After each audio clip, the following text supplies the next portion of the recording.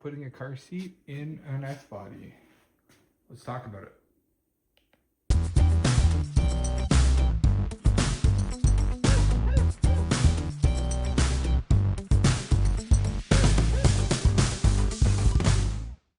So this video may not be for everybody, but I seem to get a lot of questions and see a lot of posts on Facebook and stuff about car seats in these vehicles. So I'm going to tell you how I did it and the limitations or issues you kind of might run into. This is kind of the current setup here. I've had this seat since my daughter was 2, old enough to actually ride forward facing. And I mean, we don't take this thing everywhere, but she's 5 now, and we've used the car weekends and go to car shows and stuff with her, and she's fit perfectly fine back there. If you have a 93 to 99, you're not going to have these tethers. They got put in at the factory in 2000, up to 2002, obviously, when they stopped making the car. There used to be a retrofit kit you could get from GM and get these installed. But I don't know if that's still available or if you can find a car that's got them in the junkyard or something if you don't have them. But it's essentially for that back tether, which I wouldn't really suggest running one of these without that. It does keep the back pretty supported.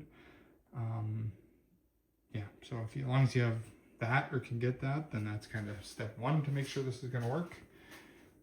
The OCD level, step 2, would be if you don't want to wreck your pristine bucket seat. I took my original one out, which is mint, put some desiccant bags in there and wrapped it up. And I got one on eBay that was from a V6 Camaro. Decent shape, didn't stink or anything like that, but just to have something for the seat to sit on, because it does squish the bolsters down quite a bit. I'm not going to take this out to show you because it was kind of a pain in the butt, but you do build this area up with rags, just to kind of get it flat, and then get the seat put down on there. How you secure it in this is with the factory car seat, and I'll kind of go around the other side and try to show you that a little bit better. All right, I couldn't see much from the other side, so you use the factory belt through the back of the seat, and you can see that silver clip, and I'll put a link up or a picture up here to show you what that is. That's called an E-clip. So the problem with these cars, they do have inertia-based seatbelt retractors. So until the car's body actually shifts or there's inertia, the belt will lock. But you can't just pull the belt to get it to lock to hold the seat in like newer cars. So kind of trial and error. I took the right side T-top out, crawled in here, and kept adjusting that E-clip, which essentially cinches the belt and the lap and the shoulder belts together so they can't go back. So it kind of locks them.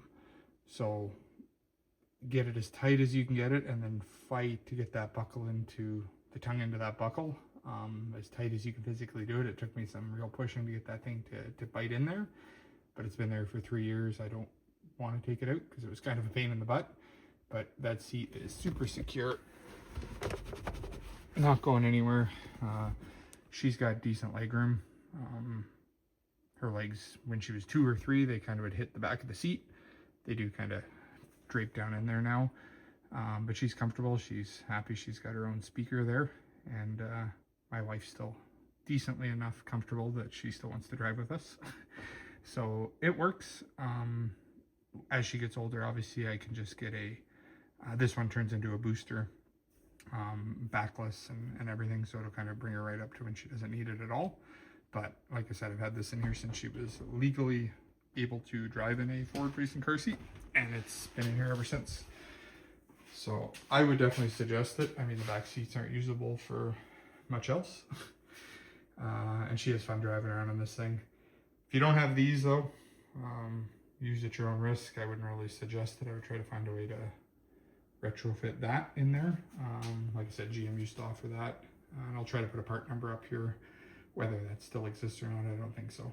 But I figure I have enough questions on it. I'll kind of show you guys how mine's installed, and if you have any questions, you can always comment, and I'll try to help you out the best I can. Take care, guys.